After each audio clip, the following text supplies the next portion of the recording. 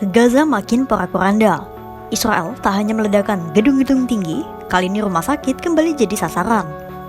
Pada Minggu 28 September 2025, pusat medis terbesar di kota Gaza dihancurkan serangan udara Israel. Serangan itu membuyarkan warga Palestina yang berlindung di tempat ini. Di tengah ketakutan dan teror serangan Israel, para dokter tetap berusaha menyelamatkan pasien. Bahkan serangan membabi buta Israel itu semakin memperkecil peluang hidup sandera. Hamas melaporkan mereka kehilangan kontak 2 sandera yang berada di Gaza. Seperti apa situasinya di Gaza?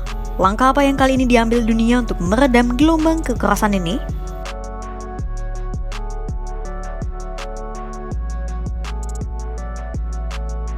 Melansir Al Jazeera, Senin 29 September 2025, Israel telah menghancurkan sekitar 50 gedung bertingkat sejak melancarkan operasi militer besar-besaran di Gaza. Selama beberapa minggu terakhir, pasukan Israel melancarkan serangan mereka ke Gaza, meratakan seluruh blok yang pernah menampung ribuan orang. Dan rumah sakit yang seharusnya menjadi tempat netral juga ikut jadi sasaran Israel. Israel telah menggempur kompleks medis terbesar di Gaza, yakni Rumah Sakit Al-Shifa, pada Minggu 28 September 2025. Israel diyakini telah menggunakan sabuk api, yaitu senjata pembakar yang bisa menghasilkan kobaran api untuk membakar sebidang tanah. Hal itu dibenarkan para peneliti di Pusat Hak Asasi Manusia Palestina. Militer Israel juga mengerahkan kendaraan bermuatan bahan peledak dan unit-unit tentara bergerak maju mengepung rumah sakit. Seluruh blok hancur dan para pasien berlari ketakutan. Padahal, Direktur Medis Rumah Sakit Al-Shifa, Hassan Al-Shair menyatakan, ada sekitar 100 pasien yang masih dirawat di Rumah Sakit Al-Shifa meski dalam kondisi pas-pasan. Obat kurang, peralatan medis juga terbatas. Meski demikian, Hasan menyebut para staf tetap bekerja meskipun dalam kondisi sulit dan ketakutan luar biasa. Serangan Israel juga dilaporkan terjadi di Rumah Sakit Al-Helo di Gaza yang memiliki bangsal kanker dan unit neonatal tempat 12 bayi prematur dirawat. Staf medis Rumah Sakit Al-Helo mengaku lebih dari 90 orang termasuk dokter, perawat, dan pasien masih terjebak di rumah sakit saat tank-tank Israel mengepung fasilitas kesehatan itu.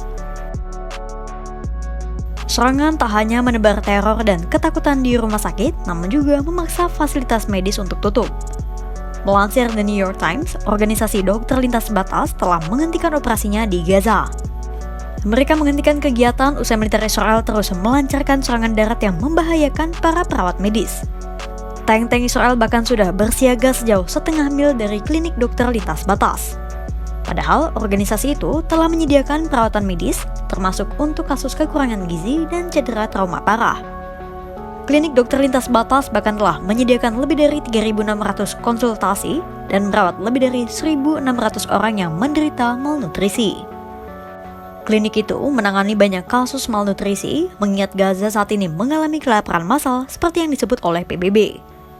Namun mau tak mau, klinik Dokter Lintas Batas tak punya pilihan lain selain menutup operasinya, mengingat mereka telah dikepung pasukan Israel.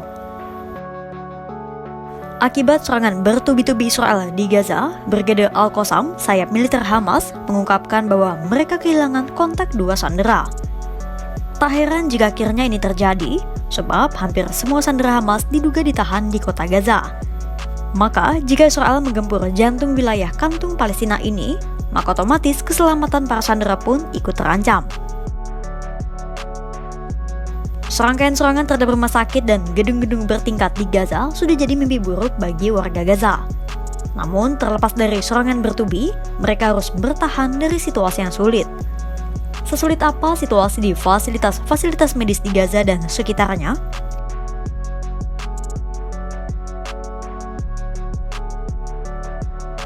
Akibat berbagai serangan yang dilancarkan militer Israel, kini hanya ada 14 rumah sakit yang beroperasi di seluruh Gaza. 8 ada di Gaza dan 6 ada di Deir al-Balah dan Khan Yunis. 14 rumah sakit itu harus beroperasi dalam situasi pas-pasan. Juru bicara Organisasi Kesehatan Dunia atau WHO, Tarik Jasarevic menyampaikan kepada The New York Times bahwa banyak rumah sakit di Gaza kekurangan pasokan termasuk darah dan kantong darah. Kurangnya bahan bakar untuk menjalankan generator rumah sakit juga menjadi masalah sejak perang pecah. Direktur Jenderal WHO, Tedros Adhanom Ghebreyesus menyatakan mustahil bagi rumah sakit untuk memberikan akses perawatan dalam kondisi seperti itu. Sementara itu, juru bicara Rumah Sakit Syuhada Al-Aqsa, Khalil Al-Dakran mengaku dirinya khawatir penyakit akan menyebar karena orang berdesak-desakan di rumah sakit. Ada yang berbaring di lantai, ada pula yang tinggal di tenda-tenda yang dikelilingi limbah, sampah, tikus, dan serangga. Di saat yang sama, korban tewas akibat operasi militer Israel juga terus bertambah.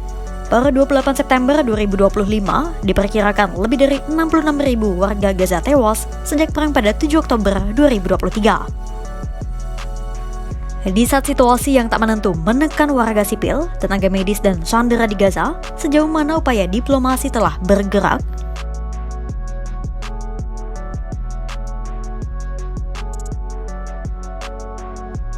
Presiden Donald Trump mengaku para pemimpin negara Arab telah memberikan respons positif terkait proposal rencana perdamaian di Gaza yang ia tawarkan.